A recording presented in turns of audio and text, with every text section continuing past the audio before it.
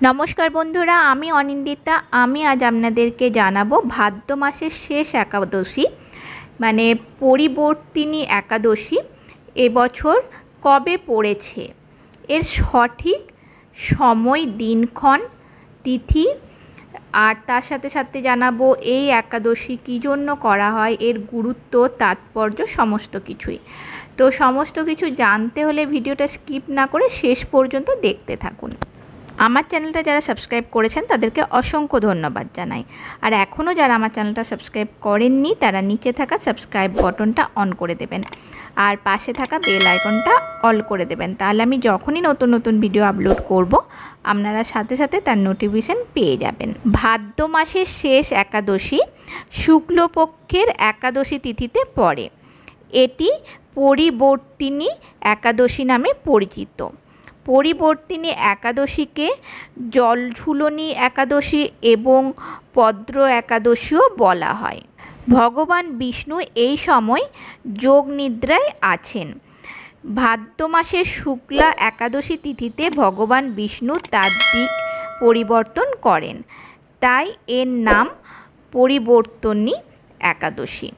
কথিত আছে যে এই একাদশী করলে পাপ মোচন হয় এবং জীবনের শেষে বৈকুণ্ঠ লাভ হয়।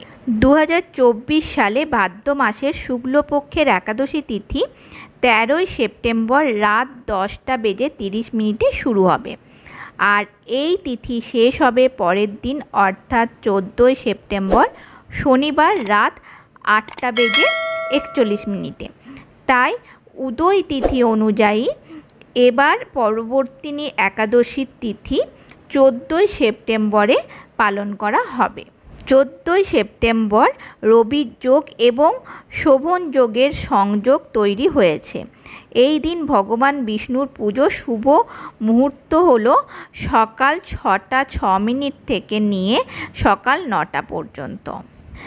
পরিবর্তিনী একাদশীর পুজোর বিধি: এই একাদশীর দিন সকালে স্নান করে বিষ্ণুর আরাধনা করুন।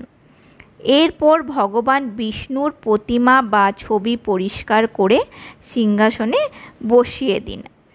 এরপর শ্রীহরির সামনে ঘিয়ের প্রদীপ জ্বালান।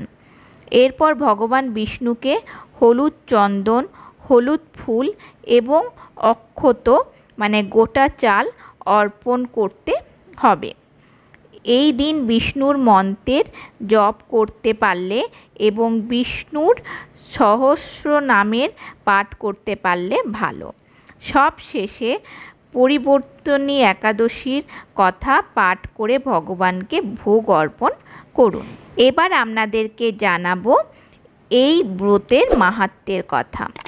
কথিত আছে এই পরিবর্তনী একাদশীর ব্রত রাখলে এবং নিয়ম মেনে এদিন ভগবান বিষ্ণুর আরাধনা করলে ভক্তদের জীবনে সুখ ও সৌভাগ্যের প্রাপ্তি ঘটে।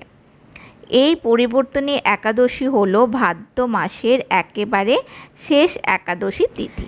এই একাদশী সেপ্টেম্বর মাসে পড়ে।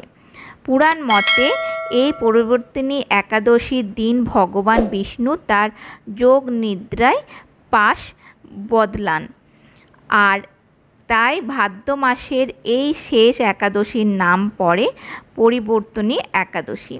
প্রচলিত ধারণা অনুযায়ী এই একাদশীতে নিয়ম মেনে ভগবান বিষ্ণুর আরাধনা করলে সাধক তার সমস্ত পাপ থেকে মুক্তি পায়।